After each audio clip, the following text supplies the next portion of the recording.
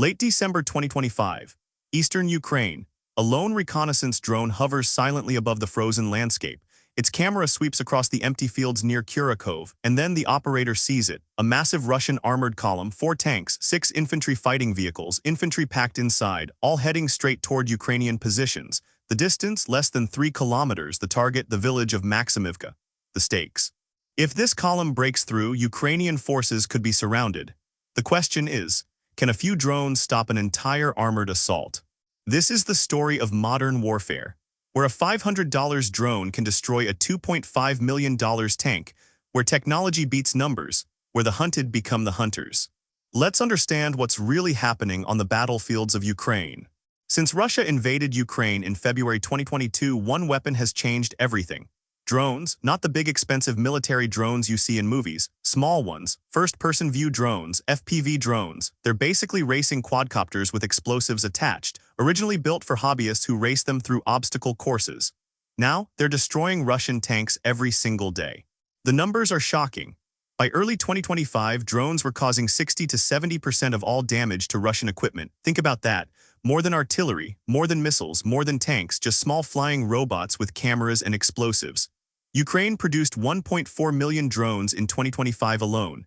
That's thousands every single day. But here's what makes them so dangerous: cost. A Ukrainian FPV drone costs around $500 to $700 to build. A Russian T-80 tank, about $2.5 million. The math is brutal. Even if you need 5 drones to destroy one tank, you're still spending $3,500 to eliminate a $2.5 million vehicle. For Russia, the economics are devastating. And it's not just about money. These drones are everywhere. Every Ukrainian brigade now has dedicated drone units. Soldiers with goggles controlling drones from miles away. They can see through the drone's camera in real time. They fly beyond line of sight. They dodge between buildings. They hunt in packs. Russian forces have tried everything to stop them. They put metal cages on their tanks. They cover vehicles with netting. They spread out their convoys. They even started using motorcycles and golf carts instead of armored vehicles to move faster and be harder targets. But the drones keep coming. The bigger problem for Russia, they can't mass their forces anymore. In traditional warfare, you gather your tanks, your infantry, your artillery. You concentrate force at one point and smash through enemy lines. That's how wars were won for decades. But now, gathering vehicles in one place is suicide. Ukrainian drones see everything. They coordinate attacks. They swarm targets. According to analysts, Russia lost over 1,400 tanks and 3,700 other armored vehicles in 2025. Most of those losses, drones. The scale of destruction is unprecedented. Some military experts call it the first real drone war in history. So when that reconnaissance drone spotted the Russian column near Kurakov, the operators knew exactly what to do. This wasn't their first rodeo. They'd done this dozens of times before, but this column was bigger than usual. More vehicles, more infantry, more firepower. This was a serious push. The Ukrainian unit in the area was the 130th Separate Territorial Defense Battalion. Their drone unit had a specific name, Hostry Kardusi, or Sharp Cartridges. These guys specialized in hunting Russian armor, and they had FPV drones ready. The Russian plan seemed solid on paper. Use the early morning darkness for cover. Lead with a tank equipped with a mine-clearing plow to smash through any obstacles. Follow with more tanks and infantry fighting vehicles. Overwhelm the Ukrainian positions with sheer force. Push through Maximivka. Encircle Ukrainian troops. Russian commanders had equipped their vehicles with anti-drone protection. Cages, netting, electronic warfare systems to jam drone signals. They thought they were ready. They weren't. As the column moved forward, another Ukrainian unit called Kotaki or Kittens was tracking them with drones. They were feeding information back to the Sharp Cartridges unit, coordinates, speed, formation, everything the attack drones would need.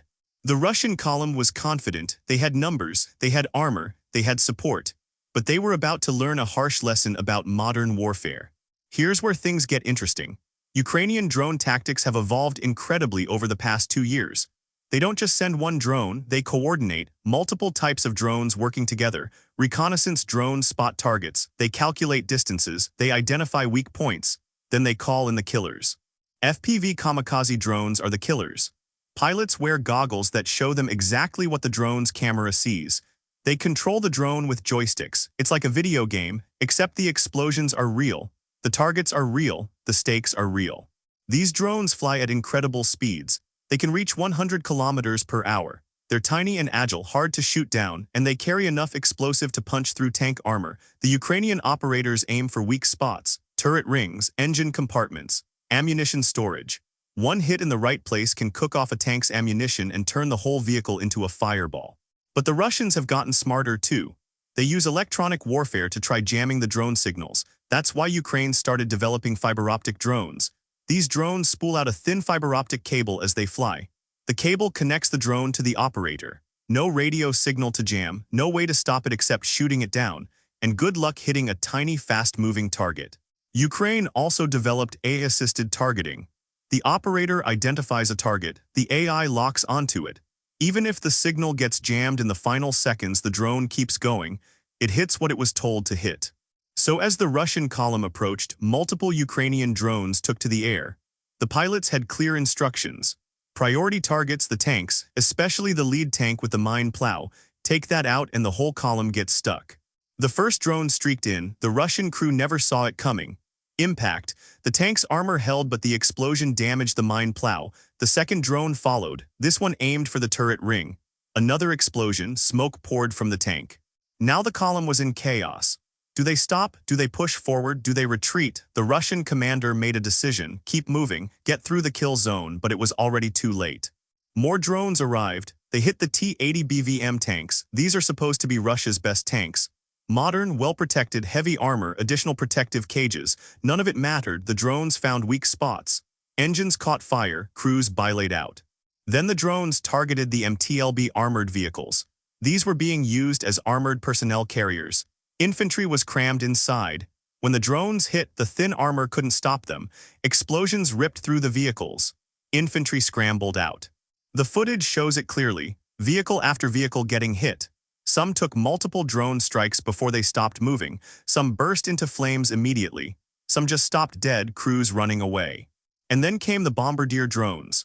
These are different from FPV drones. They're bigger, slower. They carry anti-tank grenades. They fly above disabled vehicles and drop grenades straight down, like precision bombing but with drones. They finished off anything still intact. In just minutes, the entire assault fell apart. The Sharp Cartridges unit reported destroying 2 T-80 BVM tanks, 2 MTLB vehicles, and multiple infantry. The reconnaissance unit Kittens had spotted and tracked the column. The attack drones had destroyed it. Total Ukrainian casualties in the engagement, minimal. The Russian survivors retreated. The vehicles that could still move turned around. The infantry disappeared into the tree lines. The assault on Maximivka failed before it really began. But this isn't just one story. This exact scenario has played out hundreds of times across Ukraine. Different locations, different units, same result. Russian armored columns getting detected and destroyed by drones. Near Bakhmut, Ukrainian artillery worked with drone operators to eliminate 5 vehicles in minutes. The drones provided coordinates. Artillery fired. The vehicles burned. In December 2025, Russian naval infantry launched an even bigger assault near Dobrapilya. 24 armored vehicles, 4 separate columns, overwhelming force. Ukrainian forces destroyed 6 tanks, 9 infantry fighting vehicles, and 5 armored personnel carriers. The pattern is always the same. Russian forces mass for assault. Ukrainian drones spot them. Attack drones swarm. The assault fails. Here's the real problem for Russia. They can't adapt fast enough. Ukrainian drone technology evolves every few months. New tactics, better equipment, AI targeting, fiber optic control. Ukrainian companies produce drones faster than Russia can develop countermeasures. Russia created an elite drone unit called Rubicon in 2025, but it's not enough. Ukraine has hundreds of drone units. Rubicon has maybe 7 units total. The economics are brutal. Russia burns through expensive equipment at an unsustainable rate. Their defense industry can't keep up. Meanwhile, Ukraine produces 4 million drones this year, over 10,000 every day. Attack drones, interceptor drones, long-range strike drones that hit targets 600 miles inside Russia. The drone war has changed what's possible. Ukraine brought the war home to Russia. They've hit oil refineries hundreds of miles away. They destroyed over 40 Russian aircraft in one strike. Russian air defense can't cover everything. Too many targets, too many drones.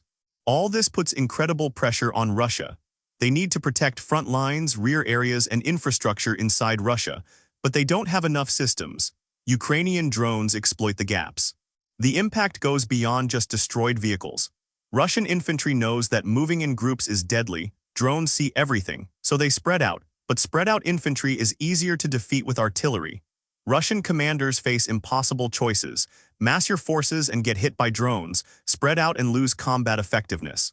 The battle near Kurakov shows the future of warfare, not massive tank battles, not artillery duels, drones hunting vehicles, operators with goggles destroying million-dollar machines with thousand-dollar weapons, intelligence and technology beating raw firepower.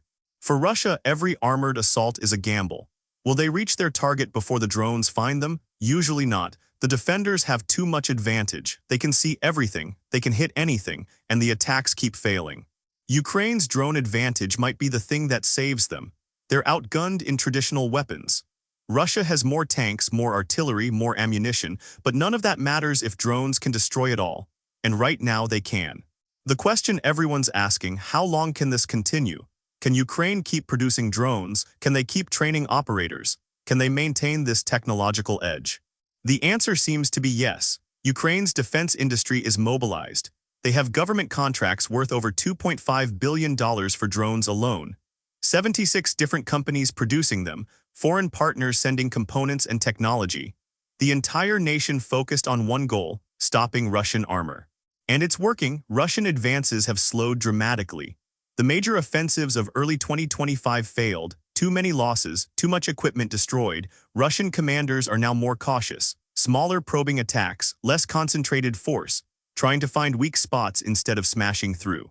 That's the new reality. The people killing you might be sitting in a bunker 10 miles away, watching you through a camera, flying a drone toward your vehicle, and there's nothing you can do to stop it.